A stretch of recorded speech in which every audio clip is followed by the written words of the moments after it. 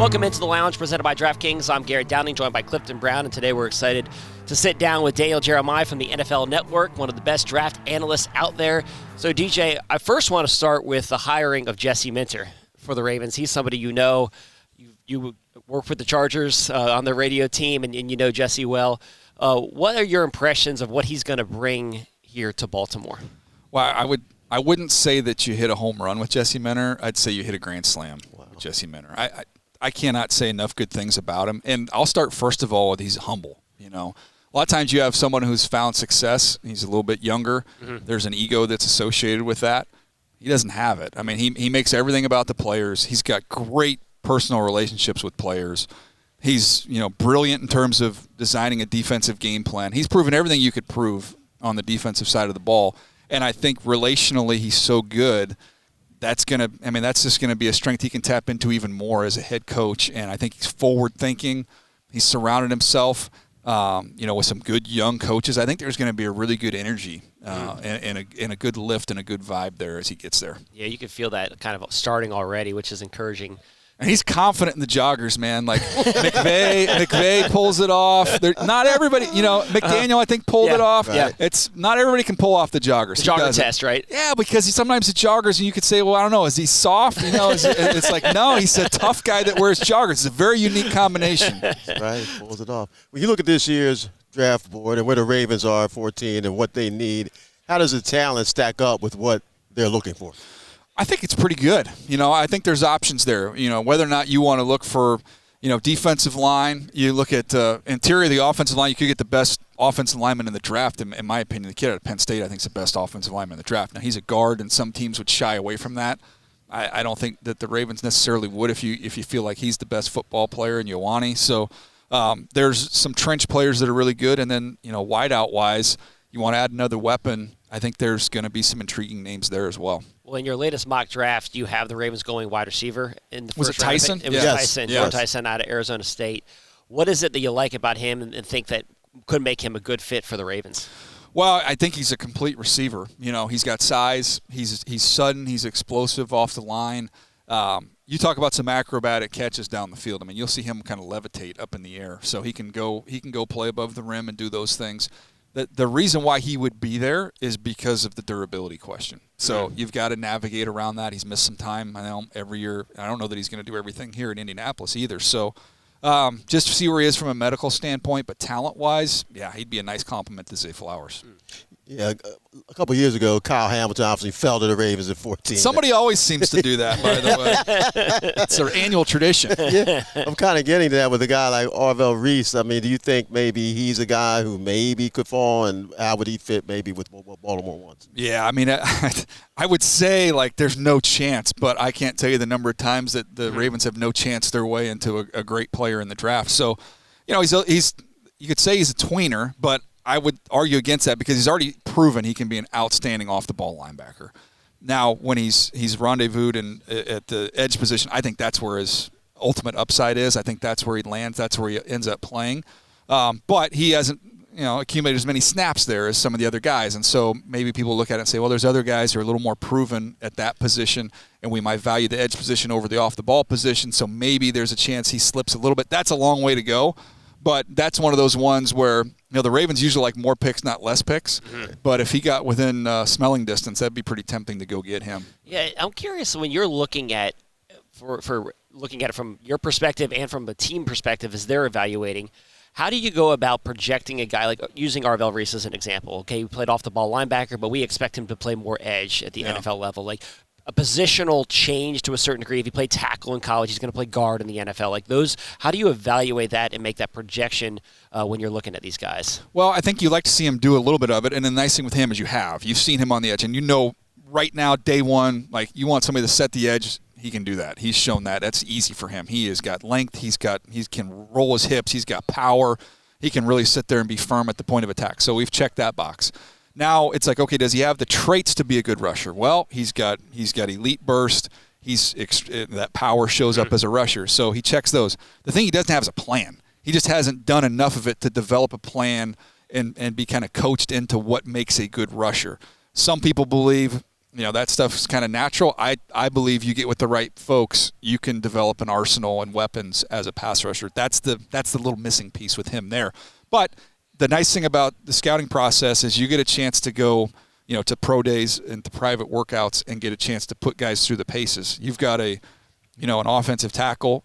Some of them go to all-star games where they get cross-trained. You get to see them get some work at guard. Or you go out there, you send your offensive line coach out there and let's put them through the paces. It'd be a little bit of a different mental challenge playing inside versus playing on the edge. It gets pretty busy in there in the traffic as a guard. So doing your homework and drilling down on people around him. How does he learn? How does he work with his guys? And then spending time on Zooms and things like that and getting a feel for him that way. So there's a lot of things you can do from when the season ends before we get to the draft. We just heard Eric DeCosta talking about the Ravens beefing up the trenches. Nnamdi Madubuike, his future kind of uncertain. Are there any day two defensive tackles the Ravens could be looking at who kind of think fits their scheme? Yeah, I think there's a good group there. A lot of times with the defensive tackles, you can look at guys and say, okay, he's a first-round pick. I know people have talked about Caleb Banks and said, oh, he's going to go one. He's 6'6", 330. He's got 35-inch arms, But then wasn't healthy this year. There's long dry spells when you watch him where he's not quite as consistent. I've seen that profile of player fall into the second round. I think with Peter Woods from Clemson, he's most likely going to go up there, late first, early second, somewhere in that range. McDonald from Ohio State probably goes in that same range, late first, mid to late first, early second round. To where the Ravens are picking one of those guys getting there, I don't know if that's necessarily, gonna happen and be there for them. But I do think, that would be more the group of guys. I'd probably be more excited about the group you'd see in 3 and 4, like a McClellan's, people like that. You could take some flyers on at that point in time. You mentioned the Penn State offensive lineman, Vega Ioane. Yeah. He's maybe right there for the Ravens at 14. That's the general consensus of where he's going to be. If he's there, is that like a home run pick for them to be able to get a plug and play? Yeah. For me it is. I know people will say guard. I don't care. I watched Gray's able go in the first round last year. I lost track. I don't know how it worked out for Seattle, but I think it was okay. It was okay. He's a dominant player. He's the best offensive lineman in the draft. So in the Ravens they love collecting Pro Bowl caliber players and don't get carried away with positional value too much. You talk about middle of the fairway. That is a middle of the fairway pick. Yeah, as far as you talked about positionless players. Is that something that you think is getting more and more commonplace? And Jesse Minter's influence on this defense, a guy who came from the Chargers, seemed like he got the most out of a lot of defensive players. Yeah. What do you think that they're looking for in the draft, maybe the traits that he might be looking for? Yeah, he's one thing that's underrated, and I saw it with the Chargers, and I think you guys have seen it when the Ravens' defense is where it needs to be. I think sometimes people get it twisted a little bit, and they'll say, okay, well, yeah, it's the fastest defense, or they've got, they're just so physical and so aggressive. And to me, the key, the sweet sauce there is this is a smart group. Like, I saw it with the Chargers. Derwin James is an incredibly smart player. Mm-hmm. Hamilton's an incredibly smart player. So finding guys who are very instinctive and smart and can fit into what Jesse's teaching and coaching, I think that's something you look at. Like, I look at Rodriguez from Texas Tech as a linebacker that, he'd probably go in the third round.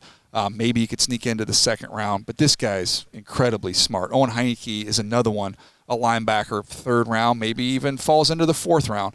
But those types of players that have enough athleticism, but then on top of that are really, really smart, instinctive guys, those guys, Jesse Minter will get the most out of them. The Ravens have had a ton of mid-round tight ends who go on to have successful careers. Mark Andrews, Isaiah Likely's one of those guys. He's going to be a free agent. We'll see what happens there. Charlie Kolar also going to be a free agent. Yeah. So who's the next? Dennis Pitta, you want to go back? Who's the next mid-round tight end that we're going to have in Baltimore because the Ravens have a need there, who's going to have a nice long career? Well, there's some guys I really like. Max Clare from Ohio State is excellent. And he was at Purdue, ultra productive. Went to Ohio State, and I think almost kind of got lost a little bit there just because there's so many mouths to feed. They have so many great weapons there. Yeah. But when you go back and watch his Purdue stuff and then see him at Ohio State, he's big, he's athletic, he can block as well. You need him to do that.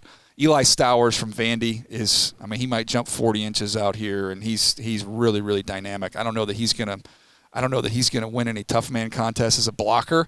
But the Ravens have proven they can use the different skill sets at that position, have a little more of an hand in the ground guy, and then a little more of an athletic player. He fits more in that athletic player world. But for them, of course, the way it works out perfectly because the strength of the tight end group is in that 3rd, 4th, 5th round range, which is a sweet spot for them. And last one, just a wide receiver. We talked about that a little bit earlier. Eric DeCosta has shown he's not scared to take a first-round wide receiver. He's done it multiple times. Yeah. Do you think it could make sense to go that route again if you like the guy that's there, if it's Tyson from Arizona State or somebody else? But is a first-round receiver a good route for the Ravens to go? Yeah, I mean, I think there's a world where Mekhi Lemon somehow gets there. And I love Mekhi Lemon, and he kind of fits. If you look at some of my favorite Ravens receivers over the years, I think about Derek Mason, I think about Steve Smith, I think about the toughness that those guys had. Anquan Bolden, That's when they're at their best. They've got some kind of dogs in that wide receiver group, and Mekhi Lemon, that's how he plays the game. Awesome. Well, fans, make sure you check out Daniel's coverage all throughout draft weekend, combine, everything. He's covering everything leading up to the draft, so thank you so much for the time. Appreciate it. Always good to catch up. Good to see you guys. Welcome back into the Lounge Podcast. We're coming to you from the SeatGeek studio. We want to mention our partners at DraftKings Sportsbook. They are an official sports betting partner of the Baltimore Ravens. DraftKings Sportsbook, the crown is yours. So big thank you to Daniel for stopping by the Lounge and giving us his perspective on this draft. He does a great job. He knows this team incredibly well. Worked in this front office under Eric DeCosta back in the day. So there's no better person to talk to about the Ravens and their draft process. What stood out to you in hearing from Daniel? Well, that there's a lot of different ways the Ravens could go. Mm-hmm. Yes, he is someone who knows the Ravens very well. He's hit on several of his mock drafts with the Ravens in the past. So whenever he speaks, I'm really in tune to it. And I'm kind of – one thing that stood out is that the likelihood the Ravens could draft a wide receiver, number one. He's in that camp right now. A lot of other mock draft pundits are. We've seen Eric DeCosta take swings at wide receiver early in the draft before. So – that may have been the one thing that stood out because after the season, obviously people talked about the pass rush, the offensive line, but the notion that the Ravens could go wide receiver to me is kind of interesting. It is interesting. I actually came away from it really interested in what he had to say about Ioane, the guard from Penn State, and in hearing him talk about how he thinks he's his number one offensive lineman in the draft. The Ravens want to address the guard position, and Gray Zabel's a great comparison last year in that he was a guard. He was from a smaller school, and so he goes to Seattle, obviously has a lot of success there, and that's kind of a proven example of how it can work. That's exactly how you want it to work, and so it seems like that could be on the table for the Ravens to just go ahead and take a guard. And when the Ravens have a lot of times, like you look through their history, there have been multiple times where they have addressed a certain position that may not necessarily be the premier position. Safety is an example with Kyle Hamilton. Yes. It's corner's the more premier position in the defensive backfield. But they get great value in drafting Kyle Hamilton at 14 because other teams say, we're not going to take a safety that high. Well, he falls to the Ravens and he's one of the best defensive players in football. Same thing could happen with a guard where, okay, he's not a tackle. We're not going to draft a guard there. But the Ravens could be the beneficiary of that. Yeah, I mean, they kind of did it with Tyler Linderbaum. Yeah, I mean, great example. Undersized. People are saying, are they really going to take him, number one? They did. He's been a great center. Eric DeCosta has called him the best center in the NFL. So, yes, the offensive line, to me, is definitely a spot that's going to be addressed for the Ravens this offseason, whether Linderbaum returns or not. So, yes, when you talk about Ioane being there maybe at number 14, if you take him and he's as good as advertised, that could change really the whole dynamic of the offensive line, particularly if they were fortunate enough to re-sign Linderbaum. So, yes, again, as I said at the top, the Ravens can go a lot of different ways, not only at 14 but throughout the draft. But definitely feel offensive line is going to be addressed. Definitely think edge rushers are going to be addressed, which, everyone seems to think there are a lot of edge rushers in this draft. So when do the Ravens dive in and get one? So it is going to be fascinating to see what happens this week. We know that a lot of impressions are going to change after this week. But the Ravens, I think, are in a good spot to really get help with this rookie class, especially with 11 picks. Well, Eric DeCosta said with 11 picks they expect to address pass rusher at some point. So that's not exactly breaking news. I think everybody would expect the Ravens to use some draft capital on that position, and DeCosta basically confirmed that. Jeremiah indicated that there's quality options for the Ravens early in the draft and actually when you get into day 2, maybe even day 3, if they want to go that route. The other thing, too, is I love what he had to say about Jesse Minter. We've said it many times. We feel great about this hire and the staff that's being built. But when you hear it from somebody of Daniel Jeremiah's stature, who knows this league incredibly well, has lots of different connections throughout the league, knows the Chargers well, has been in that organization. When he says it, it obviously carries weight, and he could not have been more positive and effusive in his praise for Jesse Minter and the staff that he's building. That gets me excited about what the Ravens are going to be this year. Right. Jesse Minter's reputation is that he gets the most out of players. He gets players to play better than they were for someone else. Obviously, that's what the Ravens are looking for him to do, particularly not only as a head coach, but as a defensive play caller. And, yes, so it'll be interesting to see which defensive pieces the Ravens add and then how quickly Jesse can fit them in to the lineup right away. I mean, you want to be one of those teams that can get pressure on the quarterback, hopefully with just 4 guys that you don't have to blitz a lot. We saw the Seattle Seahawks do that this year. We saw the Philadelphia Eagles do that last season. When you can get pressure with 4 and then the kind of athletes you can have behind that pass rush, it makes you a really difficult defense to play against. That's what the Ravens want to get back to. They've had that in the past, a defense that's feared. That's what they're talking about. So I think with Jesse Minter returning as a head, or coming back to the Ravens as the head coach, also Anthony Weaver as defensive coordinator, yes, I think that the pieces are in place with the coaching staff to get the most out of Ravens talent.